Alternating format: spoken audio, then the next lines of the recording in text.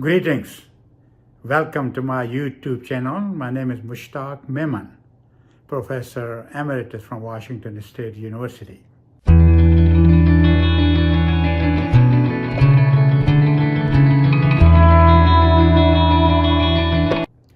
This is the second video for what is the best way to learn theriogenology.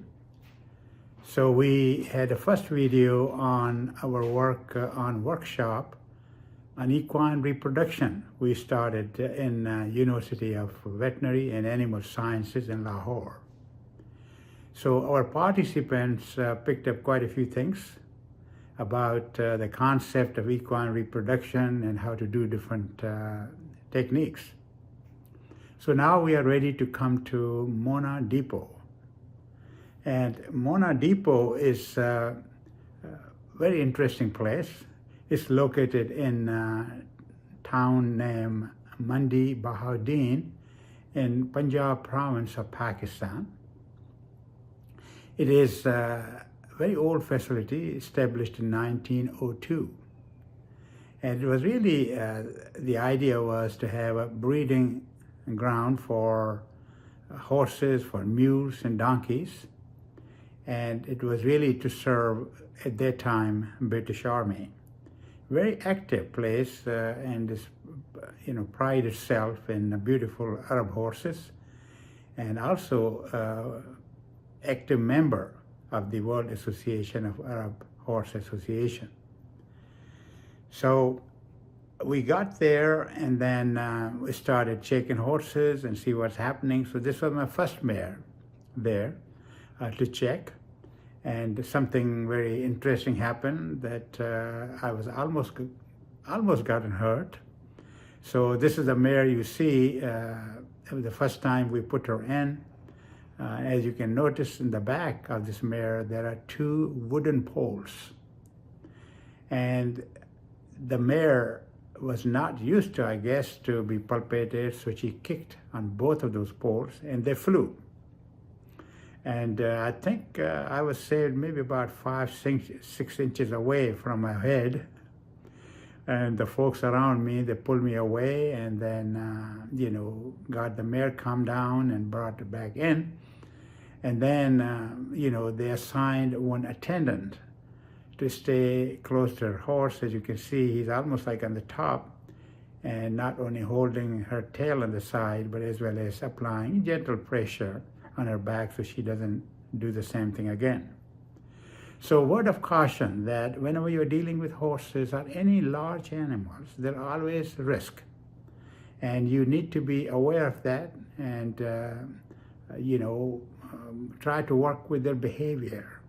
You cannot oversmart them.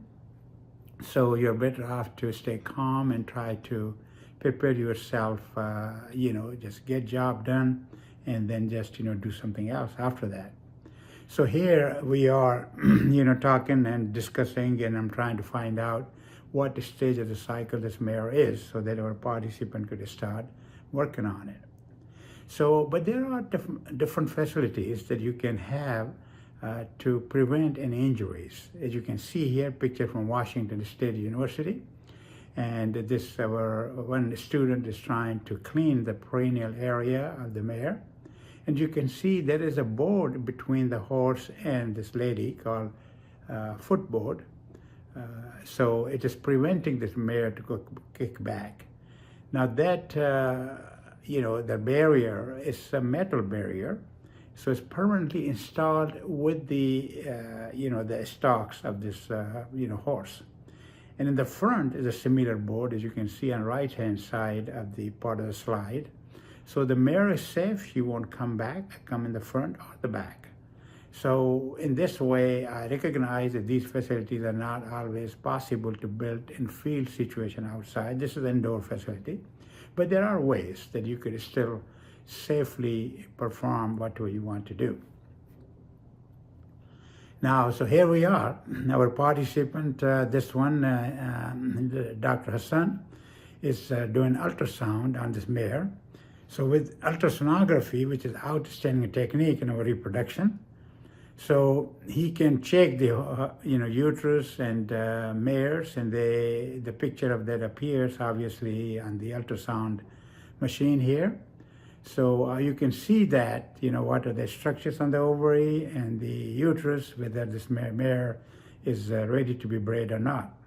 But on top of that, when the breeding takes place, excuse me, you can diagnose pregnancy very early, within about 2 weeks or so, somewhere after 12 days or so of the breeding, you can look at the embryos and see if this animal is pregnant. So it's an excellent, excellent technique. On top of that, if there are any abnormalities in the uterus or any ovarian tumors, you can diagnose it very successfully and relatively easy with ultrasonography.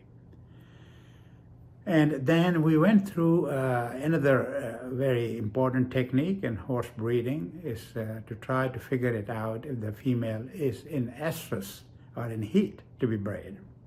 So on the left-hand side, you could see the inside is a stallion and the outside is the mare. And there's a solid barrier in between them. Because if this mare is not in estrus, she will try to fight with him. She will pull her ear back and try to kick him, but this barrier stops her doing that. Now, if the mare is in estrus, you can see on the right-hand side part of the slide, she is very close to this stallion. You could see, and stallions try to sniff her. Her tail is raised. She's probably urinated. She's winking. So that tells you that this mare is now ready to be bred. In the same way, then in that situation, stallions try to really get to the mare as soon as possible. So we want to prevent that too. So this is why this solid barrier between the stallion and mare are important. Beautiful horses, as I mentioned, you could see there's a stallion on the right-hand side, is ready to be collected. The semen is going to be collected from him. So you can see here, he's trying to mount on the mare in estrus. And there are quite a few people involved. You can see in the front, there are 2 people and 2 people on this side. There are, I think, 1 or 2 on the other side. So there's quite a bit labor-intense, exercise to do this thing. But there are other ways that you could minimize the number of people or the labor, and save some time. And what those techniques are that you try to do different things. But before I go there, let me just finish this story. So they brought another stallion, and the same way the people were holding, the mare down, and then try to also hold the stallion's leg so it doesn't come back and hurt the operator. And so I volunteered myself. I say, I like to collect this stallion if you let me do it. So the semen was collected with artificial vagina. So you could see the picture at the corner on the left-hand side. That is the modified Colorado type artificial vagina for the horse. So we collected semen. So then after that, quite a few things happened. We evaluated the semen, and our participants really actively got involved in it. So without going through all that work and the labor, you can train these stallions when they're young how to mount on a dummy. Now this slide happened to be from my work at Tufts University back in the 80s and late 80s, early 90s. So this stallion was already trained to mount on this dummy, and I'm using the Missouri type artificial vagina, which really doesn't make a whole lot of difference what your preference is. So you could see the leather casing at the end of that, on the left-hand side is the bottle, plastic bottle, where semen got deposited. So you could see there are 2 of us. It's me or my technician who has brought the stallion in. In fact, these stallions get so used to it that as soon as you bring them in the area where the dummy is, they already know what needs to be done. So it's relatively safe and efficient and labor-saving, as in every way you think of. So again, these stallions were very nice to work with, but they require some work. And with this, I think I'm going to stop with this video, and I appreciate you listening to me. So more videos to come, so stay tuned. Thank you. Bye-bye.